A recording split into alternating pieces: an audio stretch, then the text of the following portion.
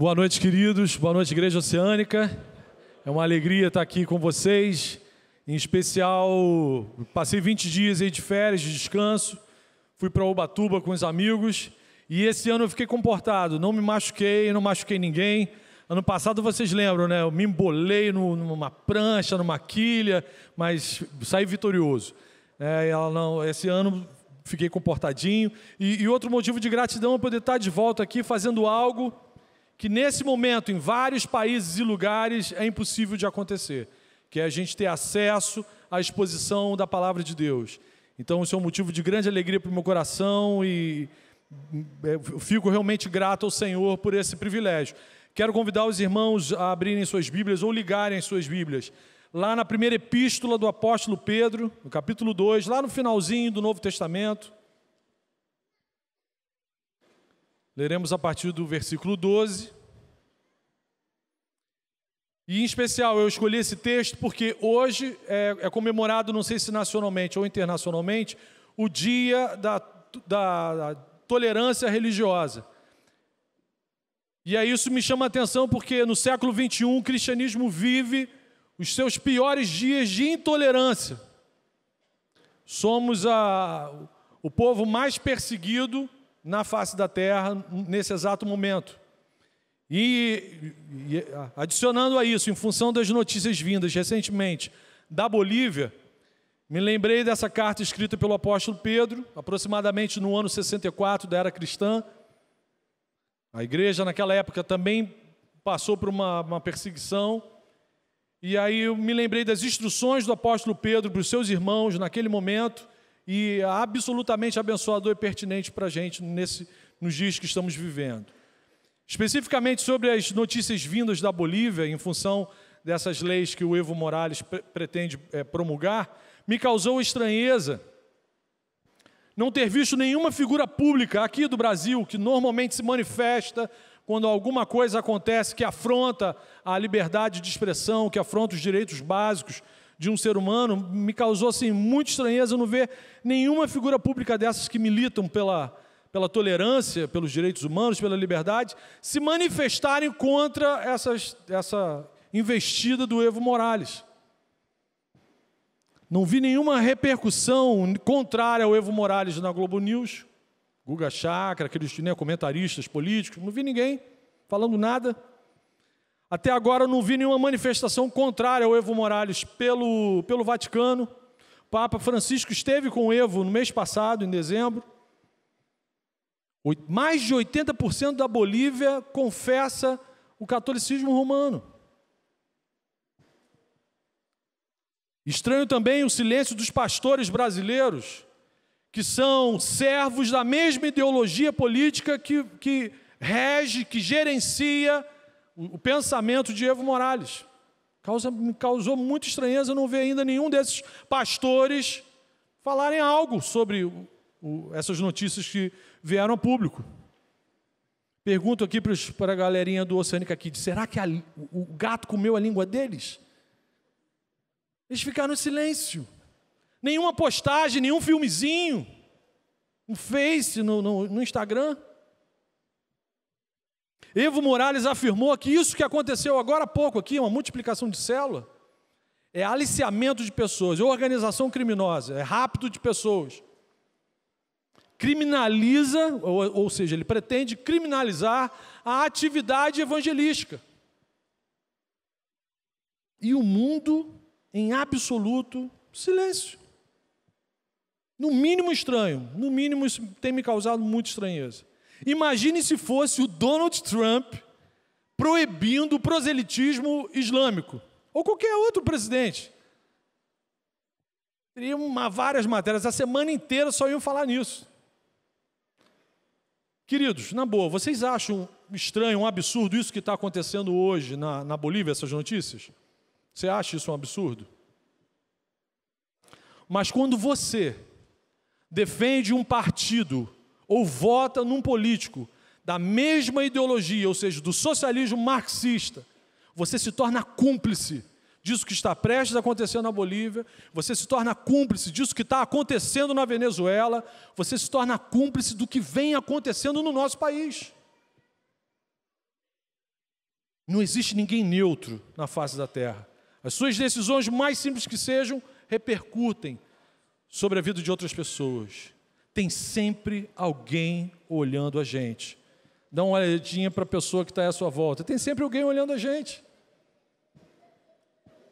Tem sempre alguém olhando a gente. Isso que está acontecendo hoje na Bolívia, contra a Igreja de Cristo, não é uma novidade na história do cristianismo. Não é uma novidade. Ao longo dos séculos, os cristãos são perseguidos. As trevas nunca gostaram da luz. Mas nada se compara ao que temos sofrido no século XXI. É estatístico. O número de pessoas que confessam o cristianismo, que já foram assassinadas, só no século XXI supera a história, toda a história. É estatístico. E aí, diante disso tudo, o que nós, cristãos, brasileiros, você, membro da Igreja Oceânica, o que nós podemos e devemos fazer diante disso, diante dessas informações? O que a Bíblia fala sobre isso? A Bíblia fala alguma coisa para o cristão no momento de perseguição? No verão romano de 64 depois de Cristo, Nero destruiu boa parte da cidade de Roma, a cidade antiga de Roma, ele incendiou tudo. E o infeliz colocou a culpa em quem? Nos cristãos. Então, até 64 da era cristã, para o Império Romano, o cristianismo era uma seita judaizante, era só mais alguma do número de ramificação de manifestações religiosas dentro do judaísmo. A partir desse incêndio, a partir da ordem de Nero, se tornou crime ser cristão no Império Romano. E aí vocês imaginam como ficou a vida dos nossos irmãos no ano 64. Era crime punido com morte confessar o cristianismo no Império Romano. A opressão, a perseguição, a ridicularização, vizinho entregando vizinho, denunciando vizinho, isso varreu o Império Romano. No ano 64, o apóstolo Paulo foi decapitado pelo Império, e um ano depois, o apóstolo Pedro, que escreveu essa carta que a gente vai ler, foi igualmente martirizado e crucificado de cabeça para baixo, também sobre o regime desse imperador. E aí Pedro escreve para a gente como que um cristão deve viver, deve se comportar, deve agir no momento real, concreto de perseguição. O apóstolo instrui seus irmãos a viverem de modo exemplar. Guarde isso. Pedro fala para os seus irmãos, olha, estou começando a perseguir vocês, estou começando a falar coisas inverdades sobre vocês, estão chamando vocês de criminosos. Vivam de modo exemplar. Por causa das pessoas que ainda não conhecem Jesus, por causa do Senhor, por causa do relacionamento que vocês têm com o Senhor e por causa de vocês mesmos. Isso é importantíssimo para a vida de cada um de vocês. E aí eu quero analisar cada item desse junto ao texto sagrado. Em primeiro lugar, Pedro vai esclarecer que a gente deve ter uma vida exemplar por causa das pessoas que ainda não conhecem Jesus. Então está lá, 1 Pedro capítulo 2, versículo 12. Você que está em casa nos acompanhando pela internet, seja igualmente visitado pelo Senhor, que Deus fale ao seu coração igualmente nesse momento. Mas diz assim o texto sagrado: vivam entre os pagãos, era o termo que Pedro usava para as pessoas que ainda não conheciam a Jesus. Vivam entre os pagãos de maneira, o que está escrito aí na sua Bíblia? Exemplar. Ou seja, a tua vida tem que ser exemplo para as outras pessoas. Mesmo que eles os acusem de praticarem o mal. Observem as boas obras que vocês praticam e glorifiquem a Deus no dia da sua intervenção.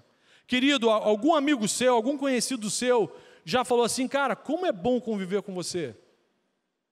Como é bom olhar a sua vida, como é bom ver como você se relaciona com as outras pessoas. Isso é glorificar a Deus por causa do seu comportamento, do seu testemunho. Era isso que Pedro estava falando. Viva, mesmo que as pessoas estejam falando mal de você, viva de uma forma exemplar, de tal modo que as pessoas olhando vocês, praticando coisas boas, falem, cara, que barato é esse vizinho que eu tenho. O cara pode até nem lembrar que você é cristão, mas ele vai elogiar a tua vida por causa do compromisso que você tem com Deus. Pedro está dizendo para os seus irmãos, olha só, o que a gente faz fala muito mais do que só falar. Você falar para as pessoas que têm um compromisso com Cristo, pô, show, amém, é isso aí, tem que falar. Mas você viver de tal maneira que isso fique claro, que fique explícito, isso é fundamental. Amém. A conduta do cristão não deve apresentar coisa alguma que dê lastro, que dê combustível, que dê razão para alguém falar, ó, é crente. Olha lá, está fazendo isso, mas e diz que é crente. Tudo que você faz, seja bom, seja ruim, vai para a conta de quem? Vai para a conta de Jesus, amiguinho. Vai para a conta do reino. Aí diz que é lá da Oceânica. Jesus deu essa mesma instrução que a gente acabou de ler aqui na Epístola de Pedro. Jesus deu a mesma instrução em Mateus, capítulo 5. Anote depois para você conversar com a sua célula. Mateus 5, versículo 16. Jesus fala o seguinte para os seus discípulos: assim brilhe a luz de vocês diante dos homens, para que vejam as suas boas obras e glorifiquem ao Pai de vocês que está nos céus. Amém. Então Jesus está falando, cara, brilhe a luz, independentemente do que esteja acontecendo, viva de tal maneira que, cara, você brilhe. E que as pessoas vendo a minha luz em vocês, falam, cara, que barato é essa família, que barato esse cara. Queridos, eu sou prova disso. Nos meus 18 anos, eu não sabia nada de religião. Sabia que tinha uns malucos que andavam com um livro preto que falava que só eles iam para o céu. Mas eu também não estava nem aí para isso. Só que aí eu conheci um grupo de seres humanos que tinham um comportamento totalmente diferente do meu. Que tinham valores, que falavam jogavam bola sem falar palavrão. Aquilo me marcou profundamente. Acho que foi por causa disso que eu parei com futebol.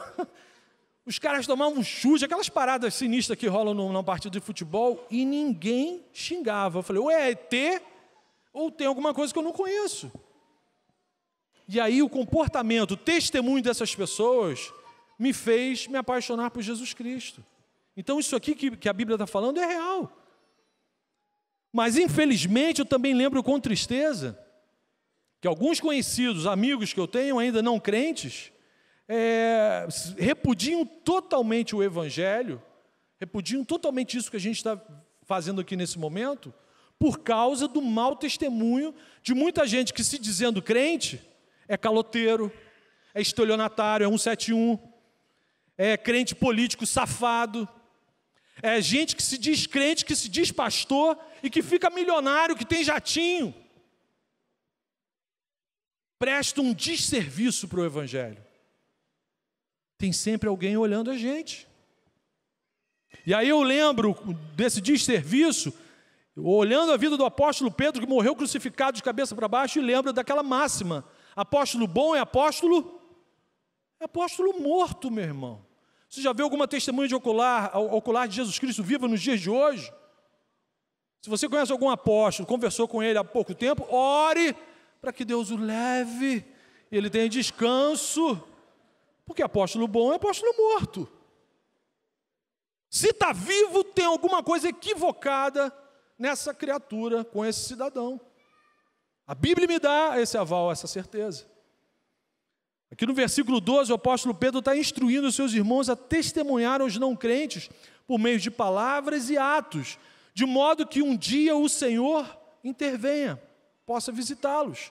E aí eu creio que essa expressão, que está aí no final do versículo 12, no dia da sua intervenção, da qual Pedro fala nessa passagem, pode se referir tanto ao dia da volta de Jesus Cristo, que a gente aguarda, a gente acabou de cantar, em breve o que vem virá. E aí sim, no dia da volta de Jesus, toda língua confessará que Jesus Cristo é o Senhor, amém? Nero e Evo Morales vão se ajoelhar diante de Jesus e vão confessar, você é o Senhor, só você é o Senhor, amém? Mas eu também creio que essa expressão pode se referir ao momento em que Deus visita o perdido, ao momento em que Deus visita aquele que está vivendo as suas confusões. O dia da sua intervenção, onde a graça se manifesta de forma concreta e essa pessoa é salva da sua ignorância, das suas trevas.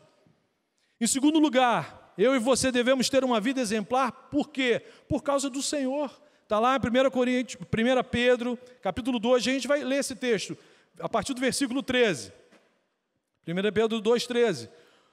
Por causa do Senhor, preste atenção, olha o desafio, sujeitem-se a toda a autoridade constituída entre os homens, seja ao rei, Pedro estava falando de Nero, como autoridade suprema, seja aos governantes, como por ele enviados para punir os que praticam o mal e honrar os que praticam o bem. Queridos, é claro que o que o apóstolo Pedro está falando aqui não é exigindo da gente obediência cega ou cumprimento cego a qualquer tipo de lei promulgada pelos homens. Não, não é isso. Mas o que ele está falando é que o cristão, o testemunho, a vida de um cristão tem um relacionamento, tem um desdobramento diante das suas autoridades. O nosso testemunho, o nosso relacionamento com as autoridades constituídas por Deus sobre a nossa vida tem que ser exemplar, por causa do Senhor. De maneira nenhuma, Pedro está instruindo os seus irmãos a terem uma obediência cega a leis humanas equivocadas. Não é isso.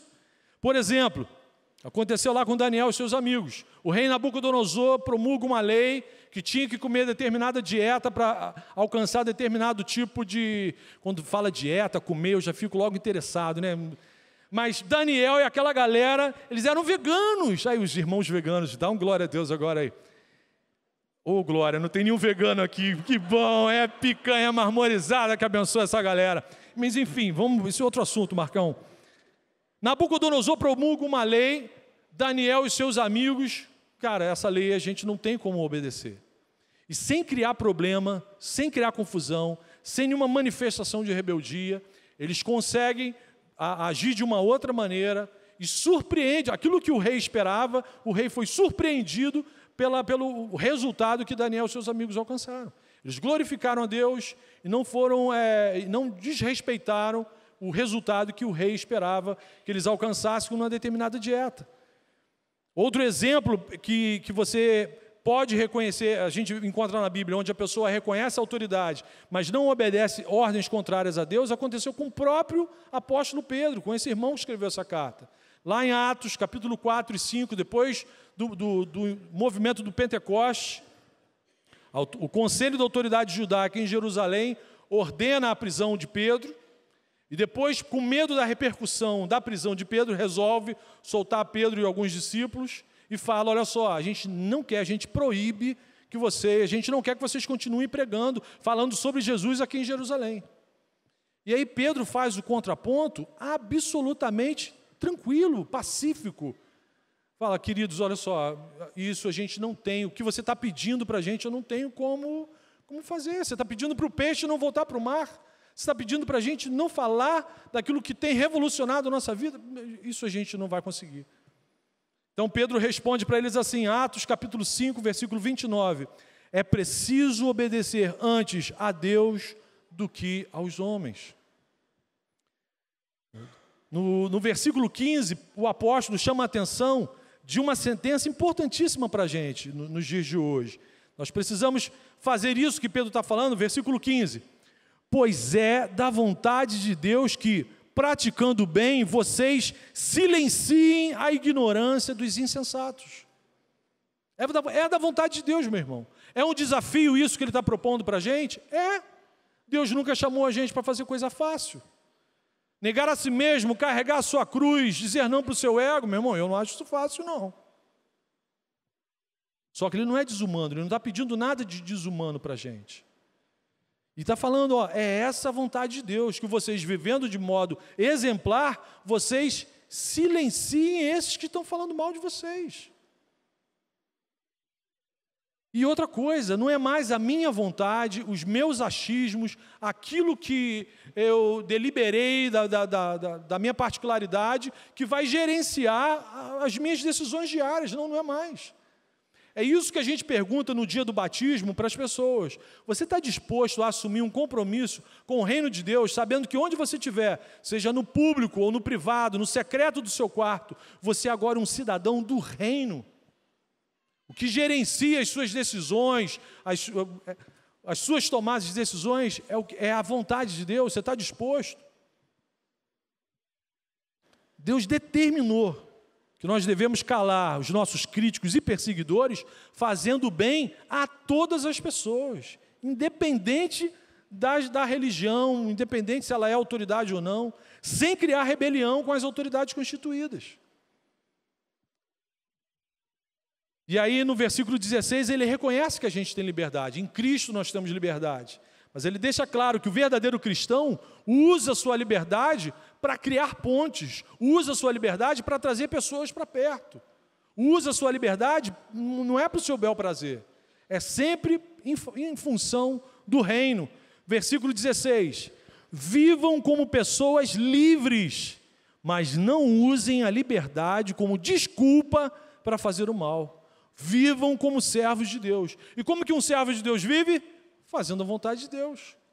Amém, é óbvio. Versículo 17, ele reforça essa instrução. Tratem a todos com o devido respeito. Ele faz alguma acepção aqui? Não, tratem a todos com o devido respeito. Amem os irmãos, temam a Deus e honrem, o que ele fala aí? O rei. Pedrão, por que você escreveu isso? Ele estava falando isso sobre Nero para uma igreja que estava sendo perseguida por Nero. Tratem a todos, temam a Deus e honrem o rei, ou seja, temor ao Senhor e honrar as nossas autoridades andam juntas. Deus sabe que se a gente não consegue honrar uma autoridade que a gente vê aqui pertinho, a gente não vai ter um relacionamento saudável com ele também. Não há autoridade que não proceda de Deus. A Bíblia também nos dá a liberdade de que, ficando claro, ficando explícito, que o que está acontecendo no governo faz mal para a população, faz mal para as pessoas, nós temos a liberdade e o dever de orar e pedir a Deus para mudar a situação da história. Senhor, foi o Senhor quem constituiu e só o Senhor tem o poder de destituir. Então muda essa história, o que está ruim, Senhor. Eu reconheço que é um desafio que carece totalmente da ajuda e da intervenção do Espírito Santo na nossa vida. É uma caminhada, é um caminho estreito, literalmente. Principalmente para um brasileiro, né? Vamos falar a verdade, a gente morando na atual situação que a gente está vivendo nesse país. Isso que a Bíblia esse desafio que a Bíblia nos propõe, só pode ser vivido com a ajuda do Espírito Santo. Mas isso, repito, não é desumano. Deus não está sendo desumano com a gente. Há ocasiões em que o melhor a fazer para o cristão é abrir mão de algum direito terreno. É abrir mão mesmo. Porque no final das contas, igreja querida, nós já sabemos que somos o quê?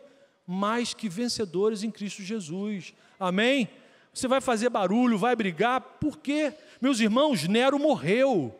O Império Romano desapareceu da face da terra. E a igreja do Senhor, a igreja de Jesus Cristo, continua viva, frutificando, crescendo, andando triunfante na direção do encontro com o seu noivo. Amém? Então vai acontecer a mesma coisa na Bolívia. Daqui a alguns anos, ninguém vai lembrar do Evo Morales. Ninguém. Mas a igreja do Senhor vai continuar a sua caminhada vitoriosa para a honra e glória do Senhor. Em terceiro lugar, Pedro mostra que nós devemos viver de forma exemplar por causa de nós mesmos. Isso que ele está falando aqui é importantíssimo para mim e para você. Eu preciso ter uma vida exemplar porque isso é bênção para a minha vida. Isso aqui não é uma opressão, não é uma obrigação, é bênção.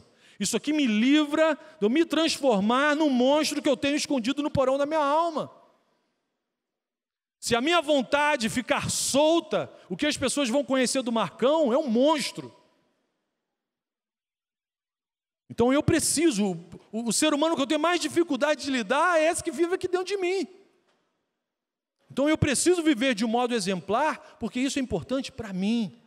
Amém? E é importante para você também.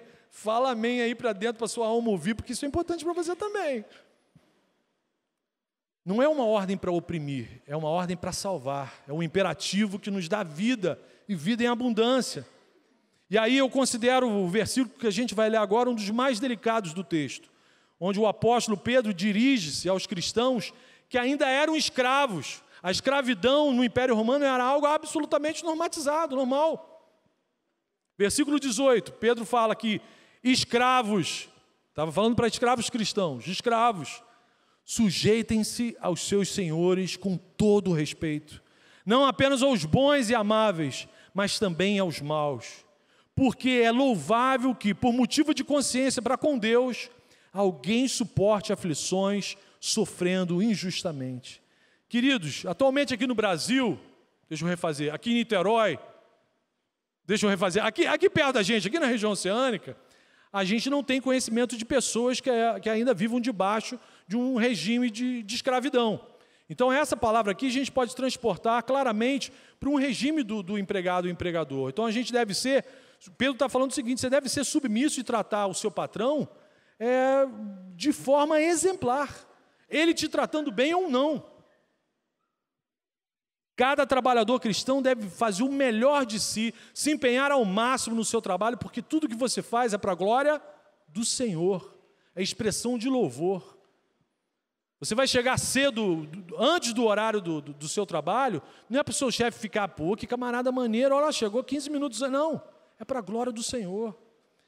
É uma demonstração de você para Deus que ter um trabalho nessa nação é bênção, meu irmão, é milagre. E aí Pedro vai mostrar para a gente que assim, todos os imperativos feitos nesse texto aqui, ele tira isso do exemplo de Cristo. A autoridade que Pedro tem para falar sobre isso que a gente leu até agora, ele fala, isso tudo é exemplo de Cristo. Versículo 20, acompanhe comigo. Isso, faz silêncio, pede para... Versículo 20, pois... que vantagem há em suportar açoites recebidos por terem cometido mal? Se você fez coisa errada, tem mais que ser punido mesmo. 21. Mas se vocês suportam o sofrimento por terem feito o bem, isso é louvável diante de Deus. Olha o que Pedro fala agora. Para isso vocês foram chamados. Vocês foram chamados para sofrer, meu irmão. Você estava achando que ser cristão era passear em Orlando, lá em Miami. Não, Orlando não é Miami, é lá no estado, e Mickey Mouse. Não é, meu irmão. Não é.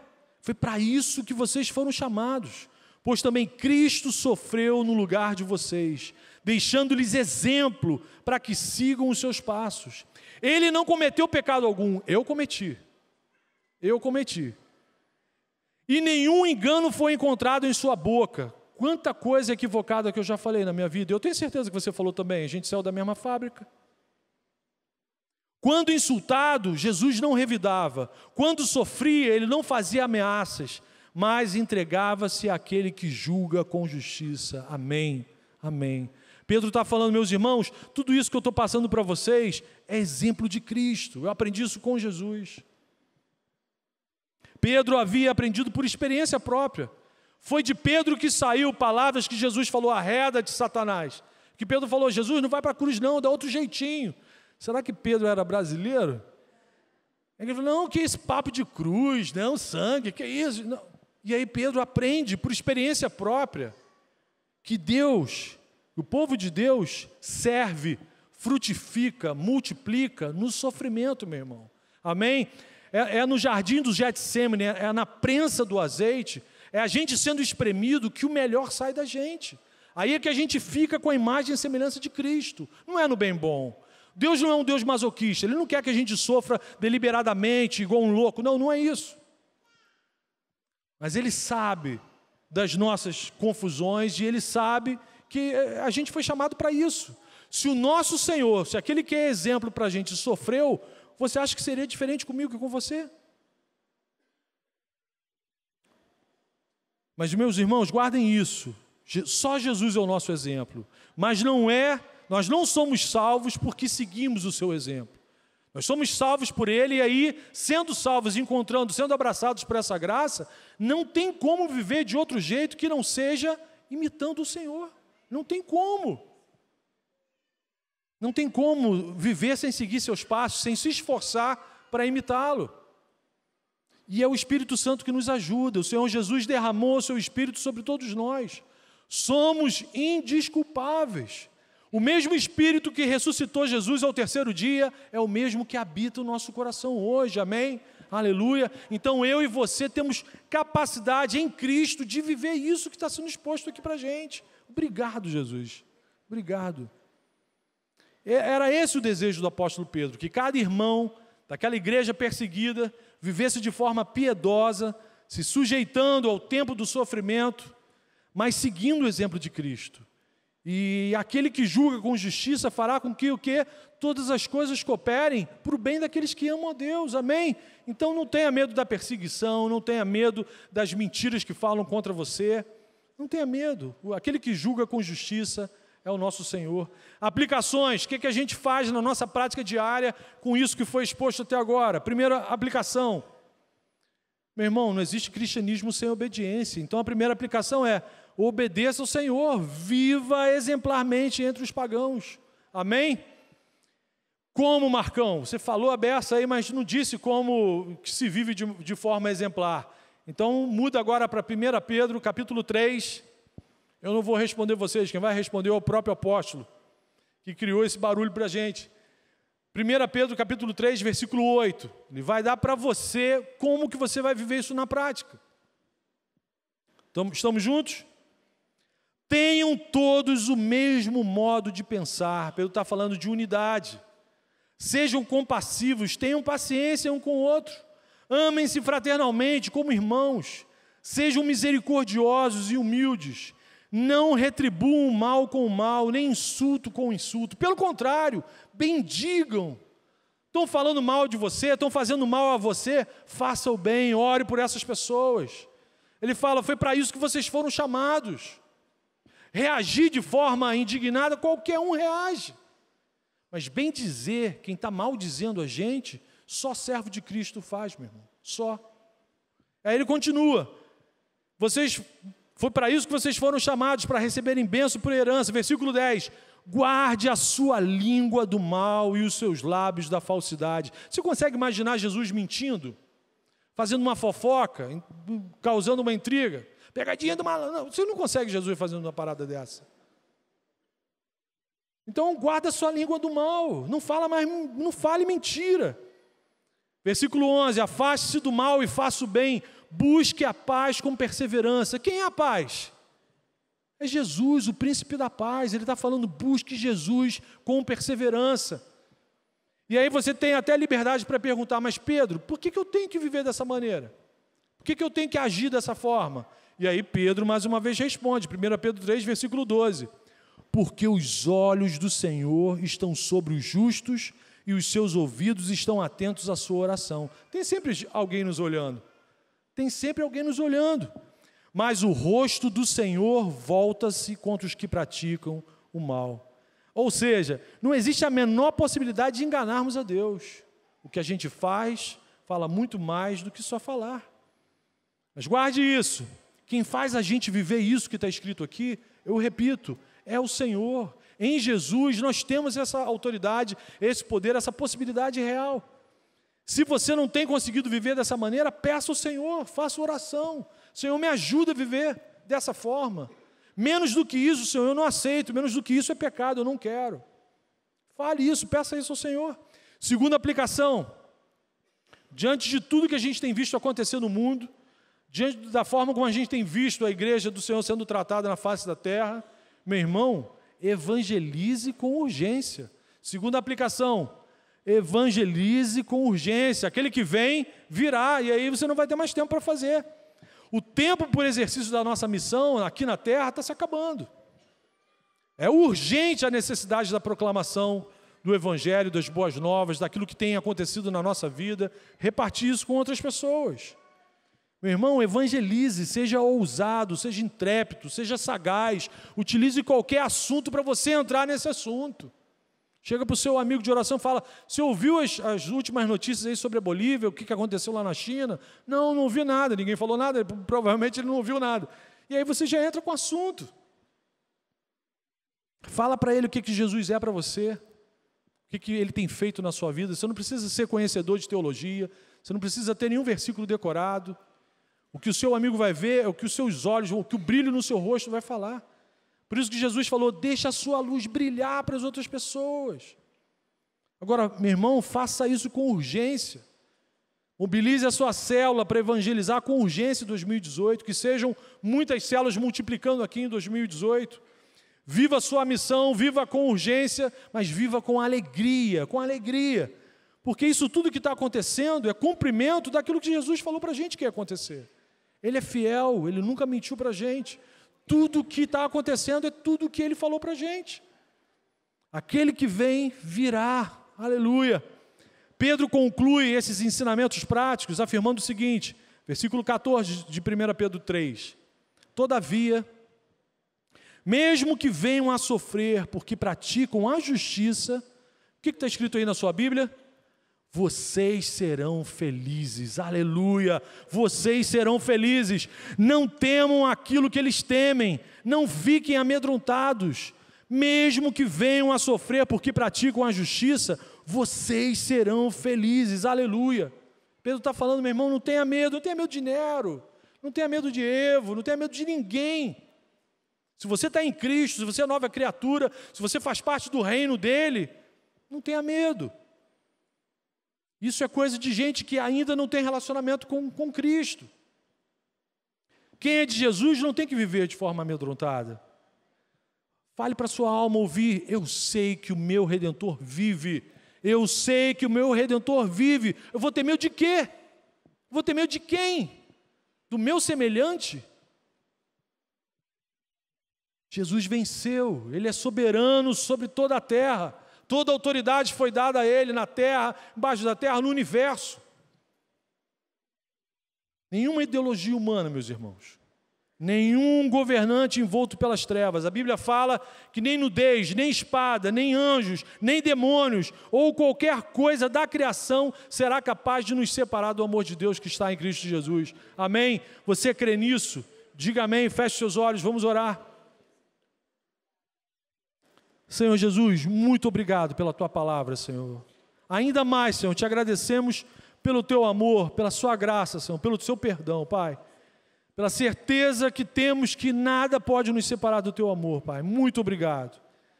Mas diante dessas notícias, Senhor, nós queremos orar, interceder pelos nossos irmãos na Bolívia, Pai. Tem misericórdia, Senhor. Oramos por aquela nação, Senhor. Igualmente oramos pelos nossos irmãos na Venezuela, Senhor. Pelo povo que tem sido massacrado de forma desumana naquele país, Pai.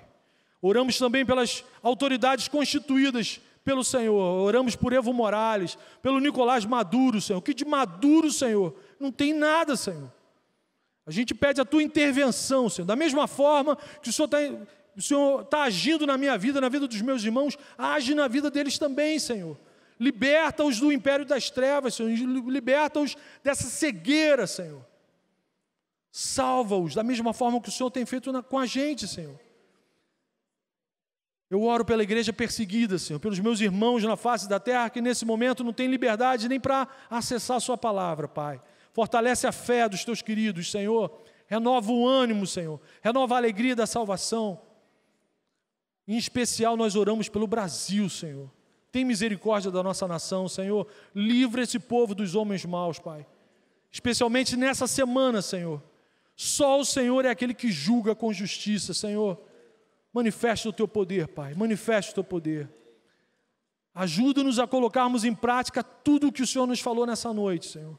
Ajuda-nos a vivermos de modo que as pessoas que ainda não Te conhecem se apaixonem pelo Teu Filho Jesus, Pai. Por favor, guarda a nossa língua. Ajuda-nos a buscarmos a paz com perseverança, Senhor. Senhor, nós brigamos por qualquer coisa, Senhor. Que gente estranha, Senhor. Salva-nos de nossas inclinações deprimentes, Senhor. Perdoa os nossos pecados, Senhor. Não nos deixe cair em tentação. Livra-nos do mal, Senhor. Pois Teu é o reino, o poder e a glória para todo sempre, Senhor. Amém e amém. Amém.